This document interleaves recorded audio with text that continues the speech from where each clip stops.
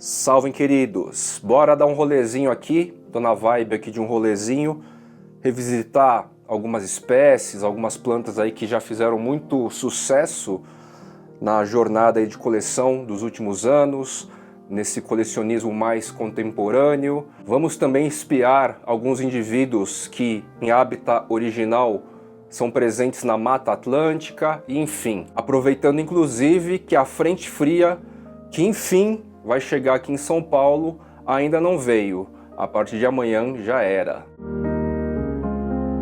Iniciando aqui com o Philodendron verrucosum. Esse carinha aqui foi bastante emblemático, principalmente no começo do rolê das aráceas e tal. Era um carinha que a gente tinha bastante questão em relação ao cultivo, devido à ideia da alta umidade, que a gente não tinha internalizado ainda direito. E agora, quando a gente mantém um sistema de umidade bastante alto, não tem erro. Inclusive, esse cara aqui toma bastante sol, principalmente na primavera e no verão, porque a cobertura aqui permite quase que não embarrera nada, né? Se tem filtro aí, alguma filtragem é muito baixa devido à própria poeira, acúmulo de sujeira no vidro da cobertura. Então, umidade muito alta e o cara se adaptou super bem, está se adaptando super bem a este hábito aqui, a este microclima. Ele está tutorando, ele está se desenvolvendo direto aqui nessa parede. Como vocês podem ver, ela fica bastante úmida devido ao sistema de aspersão aqui, certo?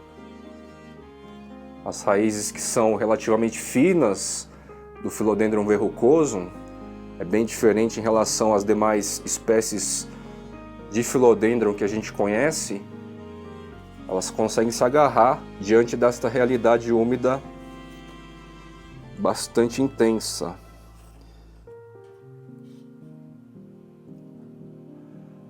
Independentemente da moda, do modismo que já passou, é um cara aqui digno, né? Muito bonito. Bastante representativo. Olha aqui o início do caule dele, que fininho. E ele tem vindo por aqui, ó.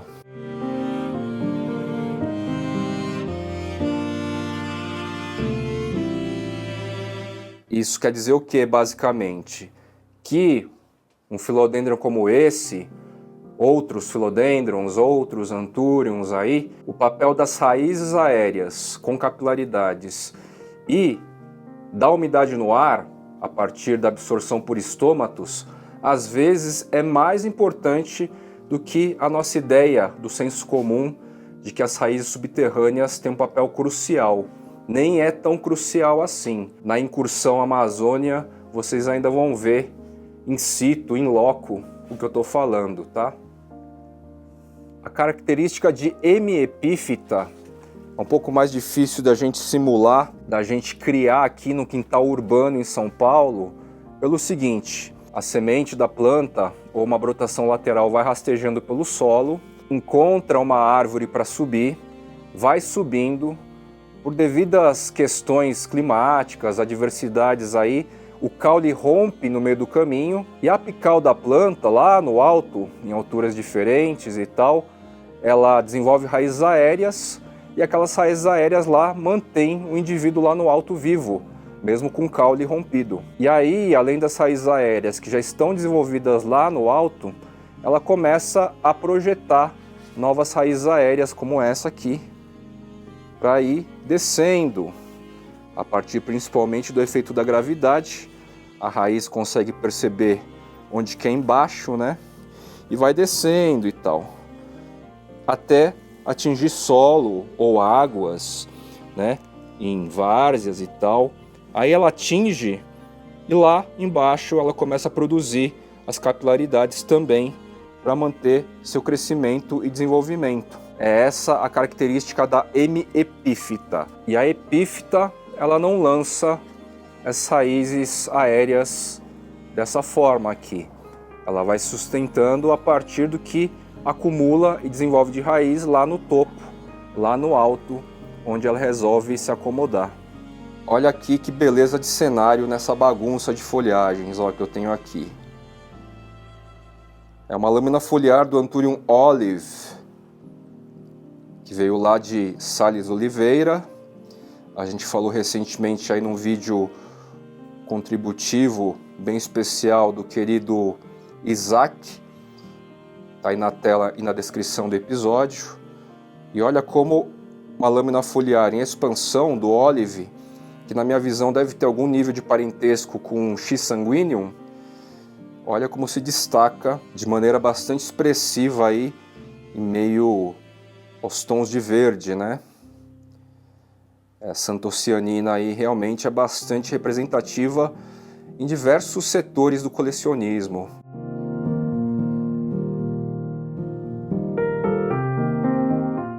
Um carinha aqui muito especial da Mata Atlântica, Anthurium SP Alto Fluminense, da região serrana do Rio de Janeiro. Ele está com 3 ou 4 lâminas foliares abertas, desenvolvidas aqui.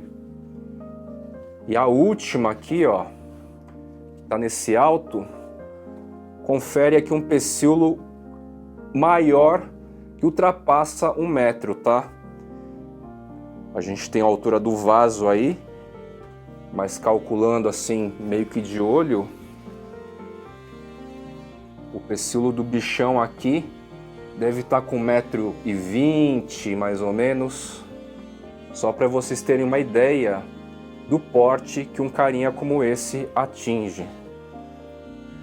Ele tem sido bastante prolífico em termos de produção de inflorescência nos últimos tempos, devido principalmente ao sistema de nutrição que eu adotei aí há praticamente 1 ano e vocês têm acompanhado firmemente aí comigo, ou melhor, você que me acompanha firmemente sabe do que estou falando, tá? É um indivíduo bastante robusto, né? E ele levou um tempo para se adaptar aqui.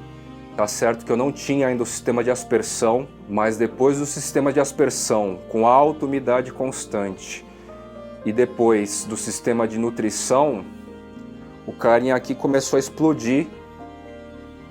Não é uma planta de sua natureza, não é uma planta de crescimento rápido, tá?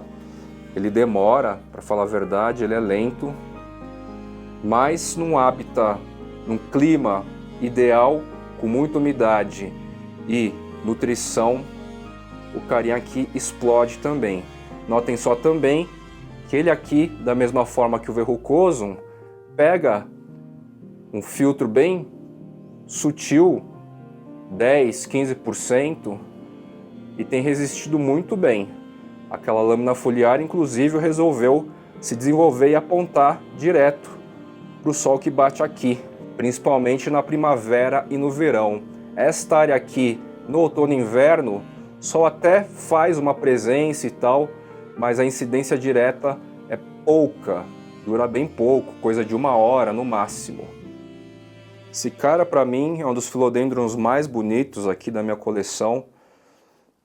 Ele tem um entrenós bastante curto, então ele vai assumindo essa forma muito volumosa de folhas, né? Como os entrenós são curtos, você ganha esse aspecto volumoso de folhas, né? E é um carinha bem bacana.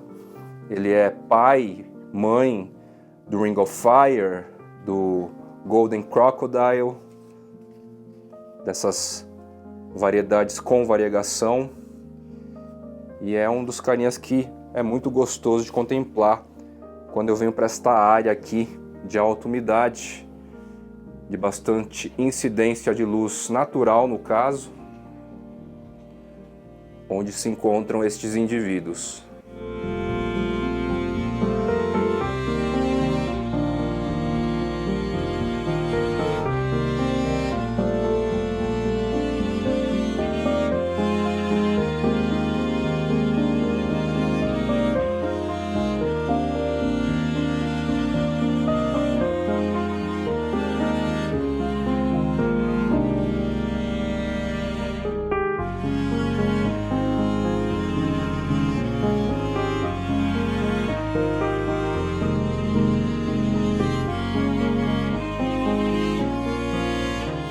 Reparem só aqui como esse Taumatophyllum invadiu a porta de entrada de casa, tá? A gente vai esbarrando e tal. É inevitável estourar algumas folhas assim, mas é muito coriáceo e os pecíolos bastante flexíveis, então não quebra, mas algumas folhas aqui mais da passagem vai rompendo. Vou deixando aí, legal. É uma produção do JT, ele deu o nome Taumatophyllum jobim, se eu não me engano, e eu costumo brincar que ele é a minha carranca aqui, é exatamente o elemento de proteção da frente da casa para afugentar as energias negativas aqui. Se eu não me engano, esse híbrido ele tem o Williamse e mais alguma outra espécie que eu não vou saber confirmar, tá? É um indivíduo que está num vasinho também relativamente pequeno em relação ao porte. A gente vai ter raízes aéreas aí robustas, né? Dignas de um Taumatophyllum se espalhando. Tem a função de hemipífita também. Esse volume bem legal de inflorescências aqui. Não deve ser um híbrido infértil, tá? Porque na fase masculina aqui eu já vi um volume bem intenso, bem grande de pólen. E essa aqui então seria a minha carranca vegetal, por assim dizer, que traz aqui a proteção da frente da casa para deixar as energias negativas lá para fora, para quem acredita nessa ideia, né? Esse carinha aqui tá realmente bem vistoso, bem bonito. Aproveitando a situação, alguém me pediu aqui para falar um pouco de uma outra variedade aqui, Worsleya procera. Este indivíduo aqui super se adaptou à garagem, tá? Ele é bastante tolerante a pouca chuva, né? Ele tem, de certa forma, um comportamento mais rupestre, porque ele, em hábito original, fica em áreas próximas a cachoeiras, só que muito abertas, né? Bem descampadas, assim. Ele chegou a lançar uma haste floral uma única vez, é uma flor muito vistosa e bonita e tal. E este indivíduo ficava na estufa úmida antes de eu aplicar os aspersores. Só que eu achava que a iluminação não estava muito boa e ela estava estiolando. Passei para cá, se adaptou super bem. E há tempos ele vem liberando aqui, ó, um filhote que está crescendo aos poucos aqui também. É uma espécie de crescimento relativamente lento, né? Claro que já deu uma esticada em relação à sua última aparição aqui no Flight Channel. Faz alguns meses que eu não a trago, mas está aí. Junto dela aqui, a gente tem a Velosia plicata. Ela é de uma outra vibe climática, né? Bem diferente aí da grande parte das plantas que eu apresento aqui no canal. Só que é uma queridinha também que dá flores bonitas. Flores interessantes, flores bem interessantes. Um comportamento muito legal das Velosia, eu posso falar pela plicata, é o seguinte: em hábitat original é normal ter queimadas naturais, pegar fogo lá de tempos em tempos e tal, acontece. Então esse cara ele tem uma resistência muito alta por natureza, uma resistência muito alta à escassez de rega, tá? É uma planta aí que passa períodos longos sem rega, ela entra num tipo de dormência, não sei se dá para dizer assim, quem souber confirma aí para mim. Ela entra num tipo de dormência que as folhas, elas se ressecam inteiras, parece que a planta morreu e secou. Você pode passar alguns dias com ela assim. Na hora que você volta a molhar o substrato, ela começa a ganhar a coloração de clorofila aqui. Esse caso, inclusive, ó, ela está saindo de um estado aí de dormência, por assim dizer, porque ela estava com pouca água. Ela estava mais amarelada do que isso, nessas pontinhas. E ela vai retornando assim. É um comportamento muito interessante. Milhares de anos aí para a Velosia, no caso espécie plicata, Velosia plicata, adquirir se adaptar a essa realidade de sobrevivência em seu hábitat. São dois indivíduos aqui. Já tive floração, geraram sementes, eu plantei, mas olha, difícil, viu? O começo super germinou e depois de um tempo nada sobrou. Velosia plicata aí, muito bacana. Senhor Taumatophyllum jobim vai me dar licença aqui. Vamos ver, faz tempo que eu não entro nessa parte. Muitas regiões aqui da minha casa eu já tenho aplicado a técnica do esquecimento há um tempo. Eu só me preocupei inicialmente em manter um clima favorável, né? Conhecendo as espécies, conhecendo a relação climática do hábitat original, né? Esse é o principal ponto que a gente precisa se atentar para aplicar a técnica do esquecimento. Olha só, a gente está com um Philodendron deflexum, ele é exótico, ele estava judiado,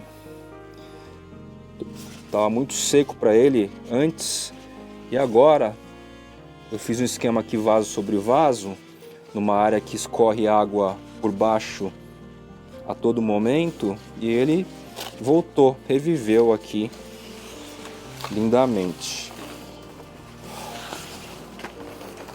Vamos passar aqui. Monstera Thai Constellation, resolvi deixar aqui também um esquema mais aberto, embora muito sombreado. A partir daqui está com bastante sombra, sombra de algumas plantas que estão mais altas aqui, tá? Thai Constellation explodiu aqui. Eu imaginava que isso ia acontecer, principalmente por questão de luz.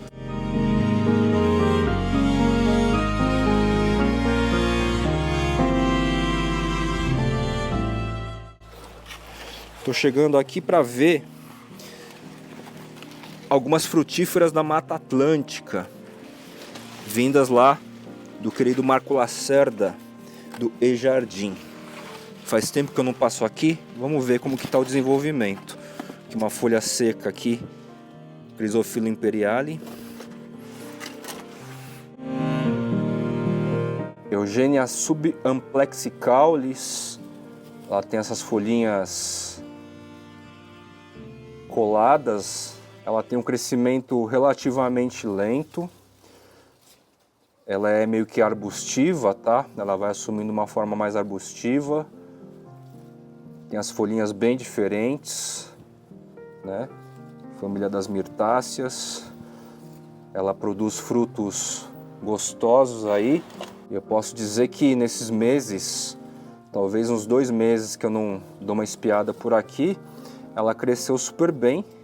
Algumas folhinhas estão com as pontas queimadas e talvez esteja levemente amarelado por excesso de água, provavelmente, tá? Talvez valha a pena trocar aqui, ó, em relação a esta outra, que é a Plínia martinelli, uma jabuticaba, ó. A Plínia eu acho que está precisando um pouco mais de água. Vou trocar aqui. Deixar subamplexicalis numa parte que não passa corrente de água tão frequente, e a Plínia martinelli na parte que corre mais água frequente aqui, jabuticabinha. A gente tem um outro carinha aqui que cresceu bem também, cresceu bastante na verdade, ó. Tá ramificando aqui, cresceu muito. Essa aqui é a Eugenia Brague, em homenagem ao João Marcelo Braga, que eu já trouxe aí no canal. Vou deixar link na tela e na descrição do vídeo. Pesquisador brasileiro, muito ávido aí, contribui bastante aí para o contexto de pesquisa, para a gente e tal. Cresceu bastante, deu uma espichada boa a Eugenia Brague nesse microclima que eu deixei a ela, viu? Bem legal, tá bonita. As folhas estão bem vigorosas e tal, bem bacana. E outra bonitona aqui, que também se desenvolveu legal. Estou pegando cada vez mais gosto por frutíferas, a partir das experiências com o próprio Marco Lacerda, com as viagens últimas que eu fiz. Essas frutíferas diferentonas, né, que não fazem parte da nossa gôndola do dia a dia, tem me chamado a atenção. Esse carinha aqui é Eugenia Farney. Todas essas últimas que eu mostrei aqui nesse lugar fazem parte da família Myrtácea, tá? São todas primas, parentes aí. Esse aqui é o gênero Eugenia, ó. Muito bonito, cresceu bastante também, ramificou pra cá. Tá crescendo muito legal. Uma próxima ida ao sítio Jardim, eu devo trazer mais algumas frutíferas que vão crescendo bem lentamente, são todas frutíferas em vaso. Aliás, são frutíferas que funcionam em vaso. Frutíferas em vasos é o programa lá no canal do E-Jardim. São frutíferas que cabem por longo período, suportam por longo período em vaso, tá? A Subampelexia caulis, inclusive, frutifica com relativa velocidade, pelo menos enfloresce relativamente rápido. Quando a gente diz assim, é numa faixa de 2 anos, tá? Para Myrtácea. E olha quem tá junto aqui, um Philodendron SP Bahia. Ele também estava numa condição lá meio chata para crescer. Resolvi deixar nessa parte que escorre água, com fluxo de água constante, lembrando que os substratos são extremamente aerados, tá, gente? Para eles suportarem essa água contínua na base dos vasos, o substrato precisa ser bastante aerado. Cresceu super bem, tá cheio de folhinhas, bonitão aqui. Vamos ver se ele gruda deste lado da parede aqui e vai mostrar ao que veio. Chrysophyllum imperiale, ele tá bem grandão já. Tá mais do que na hora de eu replantar num vaso grande, robusto aí. Ele tá num vaso pequeno, segurando bem as pontas por enquanto. Teve uma leve queimadura aqui, provavelmente de sol, mais recente. Esse carinha aqui vai entrar em breve, assim que eu conseguir, e colocar num vaso grandão aqui. É uma planta nativa também, muito especial. A gente sabe aí o quanto ela quase desapareceu em épocas mais remotas aí dos reis do Brasil. Outra Myrtácea frutífera que produz frutos comestíveis, gostosos e tal, embora seja difícil de frutificar esse carinha, é a Eugênia pulquérrima. Tem lâminas foliares bastante velutinas, galhos aqui, velutinos também. Cresce rápido, tá? Eu já deixei aqui numa condição de sol pleno durante primavera e verão. Chegou a dar uma queimadinha de leve, ou melhor, um leve estresse de excesso de luz, mas não queimou, tá? E agora, com o novo clima aí que deve estabelecer, ela vai ganhar as cores novamente. Realmente aqui a Eugênia pulquérrima cresceu bem rápido, tá num vaso maior. Se eu colocar aqueles outros indivíduos em vasos maiores também, a tendência é crescer um pouco mais rápido do que a condição atual, tá? Mas, como eu tenho muita planta, uma das formas de ir controlando o desenvolvimento e crescimento é mantendo em estruturas assim, em vasos menores assim, porque aí a gente consegue controlar um pouco o desenvolvimento.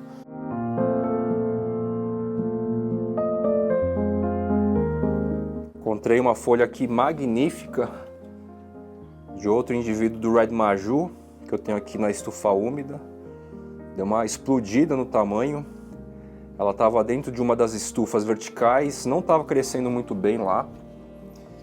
Você vê, né? Estufa vertical também tem suas exceções.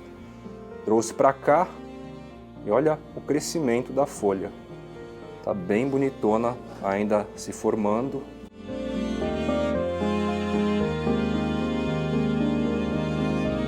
Dicorissandra leucophthalmus. Outra espécie que gosta muito do hábitat de subbosque.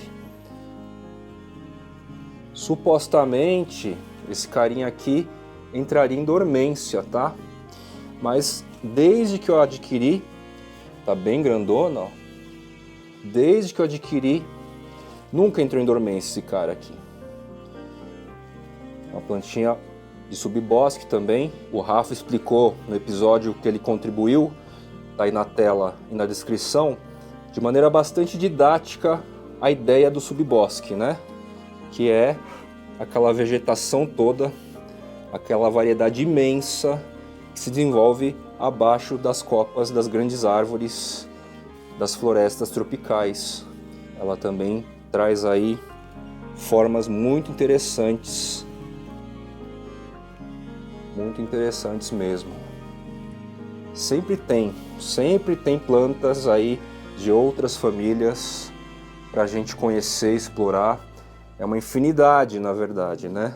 Agora, com caráter mais ornamental e tal, a gente pincela um pouco.